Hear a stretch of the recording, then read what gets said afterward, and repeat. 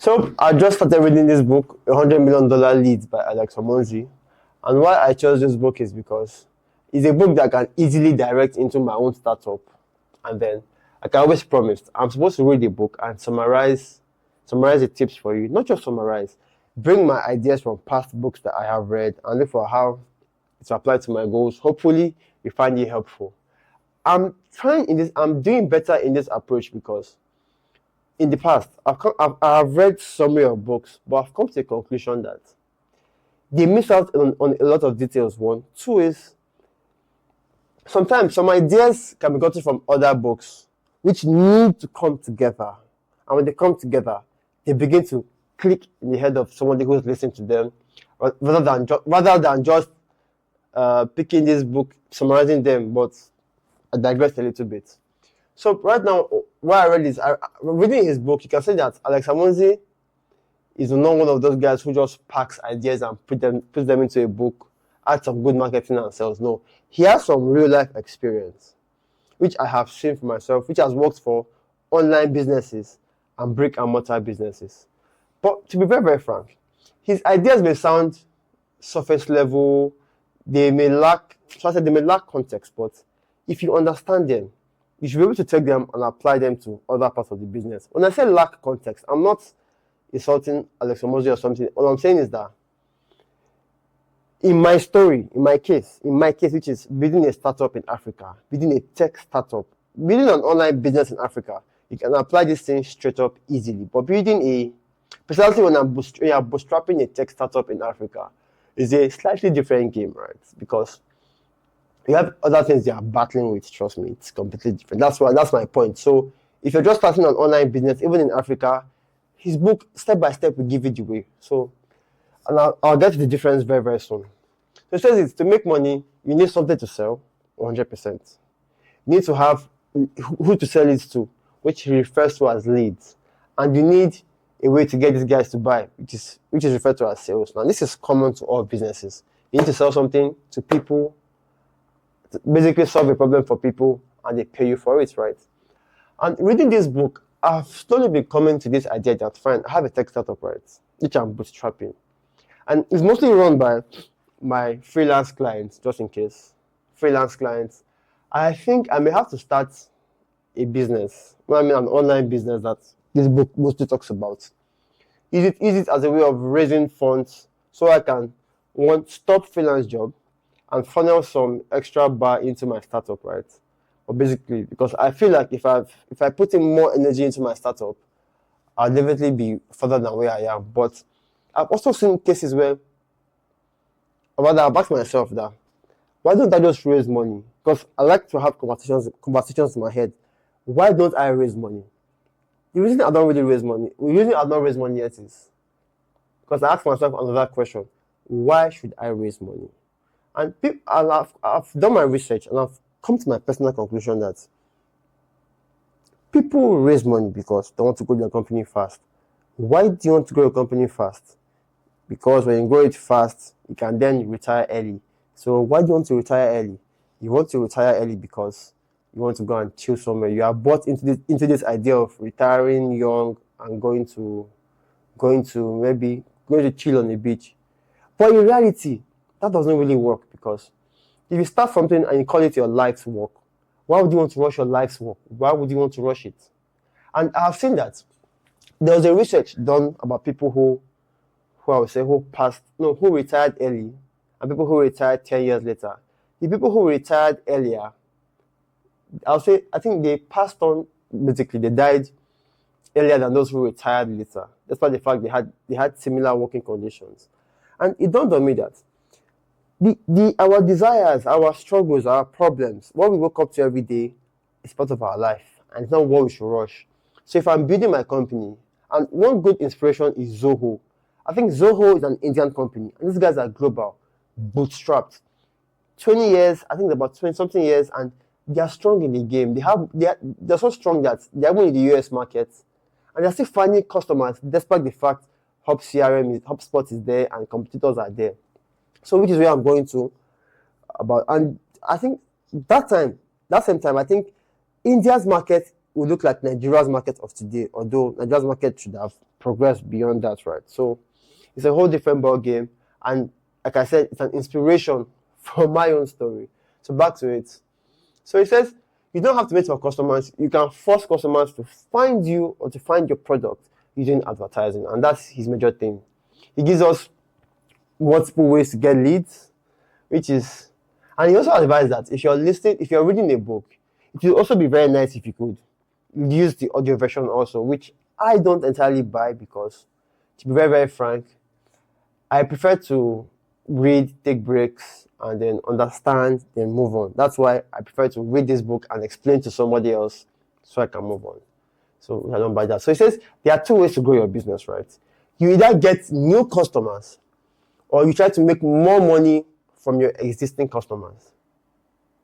Now, I have a theory in life that anytime you are given two extreme options, your solution, not really extreme, but two options, as the only two options, your best decision is not to pick any of them, it's to do the both of them. So what that means is, instead of going for a vertical SaaS, software as a service, so vertical SaaS means you are serving one industry, one niche, or a horizontal SaaS where you are serving multiple industries or multiple niches. Your best bet is to actually do both, where you are serving vertical at the same time horizontal businesses. I see how all of this begins to make sense. So I digress a little bit, right? So I believe that if I want to grow my business, I should, yes, get more customers, get to a point where those customers are sufficient enough to give me cash flow, because I also like monthly recurring revenue as compared to one-time sales. If you can get enough customers to handle your short-term needs, then you also need to look for a way to make those customers worth more than what you currently exist. That is giving them more value for their money, making them hit their goals. So what that means is you might have scalable products, but calm down. And how I want to do this in my startup, right, is when we get a number of customers that we can guarantee us as a safety net for 6 months, right? Or if you have the moment you have 6 months of runway in the bank, the next thing now is we need to look for solutions, right? That makes them hit their goals faster. So we want to take these guys, we currently have at the moment, when we get to that stage, look for how we can help them hit their goals faster, or look for better things to sell to them to make them hit their goals faster. The whole idea is make them worth more, give them more value, help them further, and trust me, that will definitely grow. And that's how I plan to do it in my startup. Then he says you can get more customers by, that is, if you want to use a new customer approach, right, by getting more leads, getting more people to know about your products, or getting better leads, that is, getting a different set of people to know about your product or service. It says, or cheaper leads. Cheaper leads, that is, you could either sell low ticket offers to more people, or look for a cheaper source, a cheaper cost. Because in business, a lot of people, they refuse to factor in what is called customer acquisition cost. Customer acquisition cost is just the price that you will pay to acquire a new customer. So it's something that all business owners have to look out for. Then it says also look for other places, other reliable sources of leads, right? And let me give you a simple, like what I've observed while building my own startup right now, right? We've come to realize that sometimes when you build a product and you have to pivot, it's because you may have come to an awareness level that something is different. So that you can serve a market that was not originally intended. For example, Slack. Slack was a gaming company. At some point, they solved their own problem regarding communication and then created Slack for other companies. Well, I think they've been acquired by, Salesforce. Not too sure about that. So what I'm going to is, I've noticed something, right? Whenever we take the products to like a healthcare facility and we show doctors or people who are close to patients the product, the next question they ask is, can they individually use this product? And then after doing my research on what they want to use it, I kind of discovered that in Nigeria, right, doctors or some businesses, some people who work in companies, they like to have side businesses, right? So, for example, if a doctor is working in a hospital, the hospital cannot take care of the patient's current case.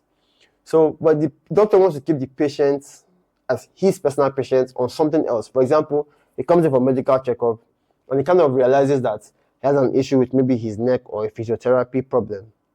And probably he's also a physiotherapist. And that hospital does not offer physiotherapy. So he would like to keep that patient as a physiotherapy patient while the hospital is still doing his normal checks, right, or something. And then he doesn't want to use his personal number. He wants to use something different. At the same time, also potentially have a secretary beside, which my solution is a perfect solution for it. So we are currently exploring that thing very well. I want to go further in it. So this is another source. I mean, I've digressed, but you get the point is, your products may be used in an unintended market, which I completely understand. And Alex Hormozi talks about getting sources of leads from other places. So if you're used to getting from social media, you could get from networking events, which I have also gotten from networking events, which interestingly tends to work faster because people are seeing you. It's easier to relate to them, right? So he says, all things being equal, when you double your leads, you double your business. Now, he tries something, right? Then in the next chapter, he talks about leads. And he says, what are leads basically? Leads are simply people you can contact. They're not customers yet. They may not be, they're not yet customers, but they could be potential customers. But people you can reach. You can send emails to them. You can place phone calls. You can have meetings. All you know is that you can reach them. And if you can reach them, you can get the product or service in their hands. So it says that if I can reach a person through your website, through their email, through their text, those people are leads, and you should aim to have enough leads. And enough leads, it says that if you're familiar with the idea of a sales funnel, I really wished I was in my board was here. A funnel takes in a lot of people at the top, and then over time, we get to now limit down to maybe closing about 2% of them. That's why my startup's approach is, we have 100, our target is to do an outreach of 100 people per day. With 100 people per day, even though we make one sale per day, and that is give or take 5 sales per week. In 10 weeks, that's 50 sales. And this is just for one person. It multiplies by, so we're looking for a way to scale the sales process in the sense that even though we're throwing a lot of spaghetti on the wall and we are getting people, in 6 months, we should have our 500 paying customers. Those 500 paying customers will be sufficient to keep the business afloat. Well, I know that. And by that time, we have found a system where that works to the point where it just completely blows their minds. Although I'm having some advertising techniques, which I have in my head as an idea. I'm coming to that very, very soon. My product is a horizontal software as a service, right? But I want to create adverts.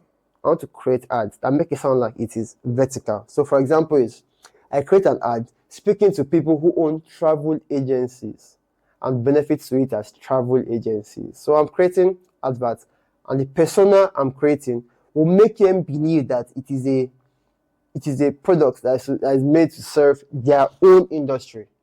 Yep, it might sound a little bit shady, but in the very end, it can work for their industry. And why we are doing it is because we intend to do the diagonal approach to SaaS, where we build horizontal services, but somehow we build templated systems for vertical industries. So, yeah. Then in the next chapter, he talks about getting engaged leads using offers and lead magnets, right? So I think Danko talks about giving out free products. So lead magnets, quote unquote, are free products that are so good they can be charged. But instead of charging for them, you are giving it out for free. Because if you give it out for free and the person sees how valuable your free product is, he will automatically have an idea of, or rather have a feeling that whatever it is you are charging them for, at least if you charge for any product, it will be worth more. And it's the same thing, right? Which I think this particular statement I'm about to make was inspired by Daniel Dillon, who says he doesn't have courses to create. But people want to buy courses from him. And that's simply because he's giving out so much free and valuable practical advice, to the point where people just feel like even though he creates an offer, people will spend $1,000, not because it is better outside, but they have this idea that if this guy's giving out this much practical tips for free, imagine what he will give out in a paid course. So that is the idea of having lead magnets. So give people things that when they see, they'll just it will not make sense for them to even not buy whatever you're offering. And to be very frank, this makes sense. Even though you get 1,000 people, right, and you have a high ticket offer at the back, there's a high chance that if you give them free lead magnets, even at 1,000 people, 10 people saying yes, that's $10,000 for your service if you charge $1,000. So, which is a very, very good approach to things. So that's why, to be very honest, I'm going to say it. I'm thinking of creating an online business. When I mean online business, it's online educational business. Because to be very, very frank, this thing has been happening in my face for years, and it never really dawned on me that the educational business is actually very lucrative, and it will be a very nice thing to start. Not just because I want to monetize. It's also a way of helping the brand move faster. Where if I'm helping people for free and they are sharing the stuff that's practical, then I should have no problem monetizing those people. Monetizing those that feel like they want something more to it. So I like the way how I'm bringing these ideas into my business journey, hoping that you too could get something out of it. So yes, I'm considering creating something in the educational business, as in the educational online business. So it's been around for a while, and I never knew. That's something that I think I'll blame myself. And this is where people think that I'm so smart. If I was so smart, I should have seen it a long time ago. But well, we all learn, and I cannot believe that we learn things, because I really believe if I knew about this thing 2-3 years ago, I may have jumped on it, and jumping on it, I may have missed out on a lot. So I believe things happen at that time for certain reasons, which I'm not beating myself off. All I'm saying is that I wasn't aware, and now I've become aware of it. It's something that I think I want to do. So it says a lead magnet in the very end is like a salty meal, right? You give somebody a salty meal. I think you call it what? Yeah, a salt bar. Because when the person drinks the salt, he begins to feel thirsty, right? In the process now, he's thirsty. He wants water, and you can sell the water to them. So there's this African proverb that says, I don't know if it's African, but it's a proverb. You can force a horse to the river, but you cannot force the horse to drink water. I said, no. I agree that you can force it to the river. You can't force it to drink water. You can make it drink water. Give it a dehydrant. Give it salt. Let it eat something that's salty. Then take it to the river and see what happens. You'll be the one drinking as much as possible. So you see how everything connects, right? And looking at things like my lead magnets, I'm considering, to be very, very honest, well, of recent times also, actually, I've been coming to see a lot of scams in this online education business, right? I don't want to call names. Ironically, I just run into a guy called Tom Soki, I think, yeah. He mentioned the same thing too, and which I'll be having in mind about talking about how a lot of these scammers in the creator online education space mostly live in Dubai. But I'm not going into that. That's a talk for another day.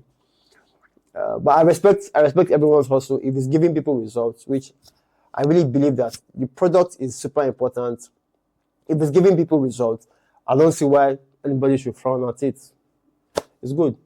So then I'm about to read the steps to creating a very good lead magnet. I'm looking at the steps to do that, but that will be in for another video because I have other things to do today. I have other things. So I also have to make other videos because if you're following me on my journey, I try to break things down into specifics. So please, that's what I have for today.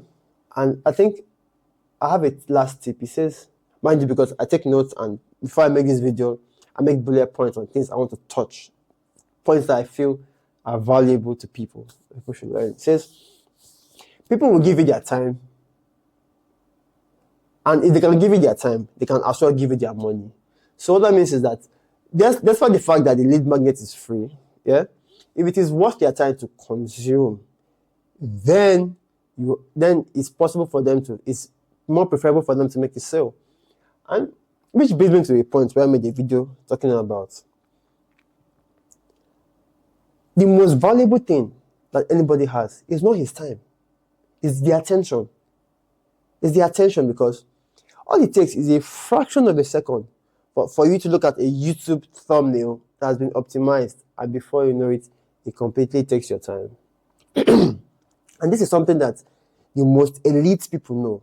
And I detected it when I've been reading a lot of metaphysical books, which, if you know me, I recommend more metaphysical books than business books. I'm only reading this now because I'm at the stage where I need leads for my business, right? So, and it talks about how energy goes to where attention flows. Where attention and energy go together. And that was when it dawned on me that if you have attention of other people, you can almost never be poor. Almost never be poor if you know how to use it very, very well. And to be very, very honest, that is the mainstream media secret, your attention. They don't really want to help you with the news. They just want your attention. So I noticed that poor people use their, I come to a conclusion that poor people, they use their time to get money, right? The rich people, they use other people's time to make money. The super rich will use other people's time and mind to make money. But you see, the elite, most powerful people, the people who understand these things down to the core, down to the metaphysical nature of things, they use the attention of other people. Because when you get their attention, you get their time. When you get their time, you get their energy. You get the energy, you get their resources. And these are things I just came up with at the moment. Those four statements, right? So, thank you very much. Talk to you soon. I have to prepare for my meeting myself. Talk to you soon. Bye for now.